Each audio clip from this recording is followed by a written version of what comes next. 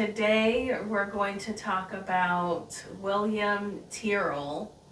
So we didn't even realize that there had been an update in this case actually until one of our followers on Facebook reached out to us and asked if we would cover the update. And then they actually said that they were part of the search party when it originally happened.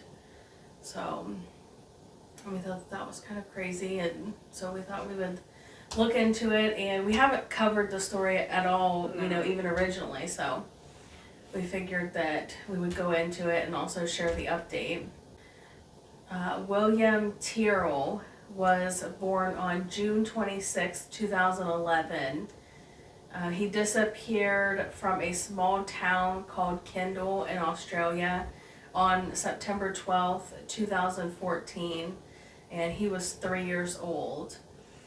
Now, at the time that William went missing, his parents' identity was kept a secret. Like when they did interviews, their faces were always blurred out. Their names were never released. And I don't know if you saw their names even, but I still couldn't find their names even now. So I don't think even now their faces were always blurred out. I never saw an actual picture of them, but I don't either. I did not see their names, so I thought that was kind of crazy. But the public wouldn't actually find out until 2017 that the reason their identity was a secret was because they were actually William's foster parents. And he was apparently placed with them when he was about 9 months old. So on September 11th, 2014, William's foster parents decided to take him and his sister to visit their grandparents' house. Apparently their neighborhood was described as safe and quiet. They lived on a dead-end street. And then they stayed overnight on the 11th, and then around 10 a.m. on September 12th, they were all outside playing. William was wearing a Spider-Man costume, and she had snapped a picture of him, and we'll put that up here. And that picture was taken, I guess, just minutes before he went missing. So they were playing outside, and then a few minutes later, his foster mother went inside to make some tea. She stated that she could still hear them playing outside while she was in the kitchen. But I guess after a few minutes, she didn't hear anything, and she got worried. So she went outside to look for him, but she couldn't find him. And then about at almost 11, his foster mother called 911, which in Australia is called 000, and reported him missing. And then I guess his father had came home right about this time, and they started searching. But the search for William really started right away. They had hundreds of police officers from different forces, volunteers from the community, helicopters, search dogs, and divers searching for William. But the search dogs couldn't even locate William's scent anywhere past the yard of his grandmother's house that they were playing in. So the dogs couldn't track anything.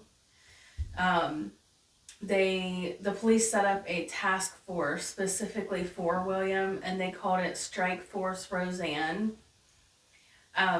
William's mom told police that she had spotted 2 cars parked outside on their dead-end street that morning that William went missing. She said that one was a white station wagon and the other was a gray sedan, and that both of the cars had the driver's side window down. She also said that a green or gray sedan drove past the house and did a U-turn earlier that morning when the kids were riding their bikes in the driveway.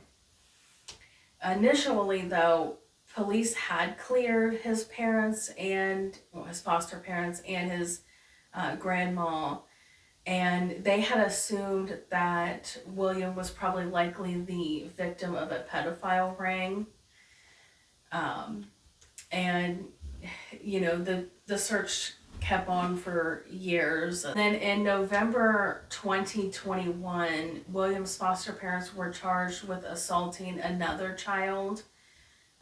The identity of the child is protected, but one article suggests that they were accused of grabbing this child around her neck, kicking her, and hitting her with a spoon. Now I don't know. Never even heard of that one. Yeah. I know, that's what, it was really hard to find the new updates and stuff, and maybe it's because it's an Australian case, so it's not like, widely reported here, but yeah, I wondered if that maybe could have been like another foster child that they had at some point and, mistreated, I guess. I don't know. But after that, police started a new search for William, and they had a new theory that William had possibly fallen off the balcony at his foster grandmother's home. And then in April of 2022, William's foster parents were charged with giving false or misleading evidence pertaining to William's disappearance. They will both allegedly plead not guilty in October during their hearing. So that'll be interesting. Yeah, so that's coming up pretty soon. Yeah, I'm really interested to see if they release what this false or misleading evidence is. Yeah. I mean, they've had to have something pretty good. Yeah. Because they know this case has been, publicly spread. I mean, yeah. all over. So they're not just going to arrest them when... I would assume they're not going to arrest them on just, yeah. totally stuff. Yeah. Well, and because originally they cleared them. Yeah. So something obviously came to light, whether maybe they got a tip or somebody came forward, and said, and this is just like a random side note that I saw, but according to the Daily Mail Australia, the two have also been charged with property fraud for making fraudulent bids at an auction in 2020. And that seemed to be still ongoing. Like they were just charged with that also in 2022. So that was a new charge that they were also facing. And that's, completely unrelated, but I had just stumbled across that at some point, and I thought that was weird. It'll be interesting to see what, and I couldn't find... When they said that possibility of him falling from the balcony, I wonder, how they got to that point. Yeah, and that's... How they made that theory. I mean, that... From the picture of the house, the balcony...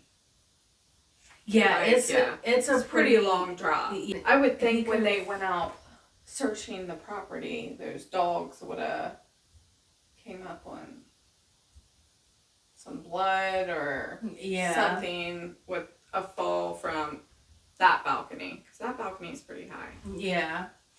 I mean, I guess, maybe if they would have cleaned everything up, I mean... I guess it's possible that he could have just hit his head and then, the trauma from the head injury. Yeah, I guess it depends on what day it happened to. Because they were out there for a couple days. Yeah. So, maybe. Well, they have that picture that was taken just right before. That's true. So, yeah. I don't know. If he would have fallen... They would have had to act quickly, I would assume, if he would have fell, they would have had to remove him from the property and take him somewhere. But I mean, I feel like it's a possibility, but at the same time, yeah, it seems weird because I mean, don't know. They had helicopters and divers, and they had hundreds of just volunteer community members searching everywhere. Police seemed to act quickly. Yeah, so to her call. So I just feel like, was there really enough time to clean up something if he really fell from the balcony? And then where are you going to put him that the dogs can't find him? Yeah, because with... Like, I'm sure the police were in and out of their home. Yeah. I don't know. Yeah, I read one thing that said they searched all the houses in the neighborhood. Yeah, see? That just doesn't add up. Like, even, say, for instance, say they had to bury him or something after he fell, like, there's going to be loose dirt, there's going to be obvious... And the scent, the dogs should have been able to find the scent. I don't know. I'm not leaning. And the fact that this is a small town and it all happened within an hour. So they would have had to do all of that within an hour. So. Super cute kid. I know. Yeah, I mean, so the theory, like, I agree with you. The theory of him falling off. Yeah, I just don't see. Yeah, it's, I don't know. It seems weird, and it seems like they wouldn't really have that much time to do anything. That's probably the only reason why I'm not leaning towards that way. Yeah. But at the same time that they have charged them with, giving false information, so maybe they... And that could be like on anything. Yeah. They could be like, drawing for straws, basically, like trying to get them on something to try to make it stick so they have them. Yeah. I mean, I don't know. I'm just guessing. Yeah. Well, and I think the fact that they were charged with this, the assault of another child. Yeah, that doesn't help out. No. In their case. Like, definitely looks suspicious. Yeah. And was this after him? That charge? Yeah. Yeah, that was in 2021. The identity of the child was, there was nothing that suggested the child's age or anything other than it was saying she. Oh. So, but I also wonder, I mean, unless it was a little child, because he had a sister too. Oh, yeah. So, which her identity was also never disclosed, and I don't know whether she was also a foster child. It's crazy. Yeah. I mean, I really don't know. I'm just purely speculating, I guess, but, because they don't, but what's even crazier is, like, I feel like if that were to happen here in America, there's no way they would have been able to keep their identities a secret. No. Like, no way. I don't think so. And, I mean, the only time they protect someone is if they're underage. Right, yeah. But here, they're just like... Yeah. So I think it's crazy that all of these years, you still don't know who these people are. And they're adults. They were adults when this happened. Yeah. So, I mean, I imagine that information's out there somewhere. Just wasn't, and I guess, easy to find. Yeah. And I guess if you probably, because since they were charged with other, like, the fraud, the property fraud, if they're now, like, here in America, you can look up somebody's court cases like that. Like, that stuff's public information. I don't know whether it is there or not, But if it is, then you'd probably find their names from that. The one involving children, they might still keep them protected because it involves kids. Yeah. But that property fraud one would probably, if it's the same, would probably be public information. So yeah, I mean, it's likely that somebody's posted their names or pictures or something, but I was just looking at the front and the back of the house, like, seems pretty, like, wooded area. Yeah. Yeah, it does, and it was on, like, a dead-end street, so I don't think that they had, like, super close neighbors, you know. And I think that was something that they found, that some people speculated about and found weird, is because since they do live on a dead-end street, it's not like people were just passing by regularly, saw a little kid out there and grabbed him. You know, like, it was a dead-end street, so you really wouldn't go down there unless you made a wrong turn, or... Wasn't there, like, information where a car was, like, idling, like... Yeah, that was the green or gray sedan. She said it drove past and, like, did a U-turn and was kind of, like, going slow, like... Yeah, and that was that morning. But they did also say that there were several different registered sex offenders in the area. That area, yeah.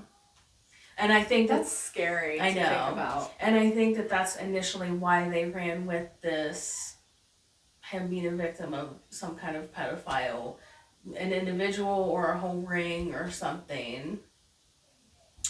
That's scary. Yeah. Sad. So, that's pretty much all we know as of now. You know, we'll definitely try to, like, get an update throughout this trial. Yeah, especially because it's coming. It would be interesting pretty to soon. follow. Yeah. Next month. Yeah. I hope they release some information, you know, and maybe just a little bit. I imagine they've been building a case up and trying to keep it quiet. And if that's what they're doing, like keeping things super quiet, I mean, they're doing a good job then. Like, that's what they need to do. Yeah. But I just hope whatever it is, it's enough to be like, okay, you can't get out of this. Yeah. Because if it's not, it could be a shit show. Yeah. And this has been going on long enough. 8 years, right? Yeah. Just slightly over 8 years. So. Do you have case recommendations or something you want us to look into, missing persons, whatever? Any thoughts, any ideas? Let us know. Yeah.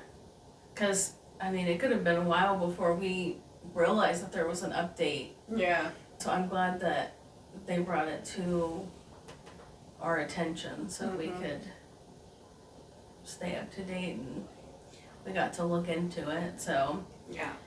So follow us on Facebook, Instagram, Twitter. TikTok. Yeah. All of it. Yes. And that's it for us this week. And we'll see you guys next week. Bye. Bye.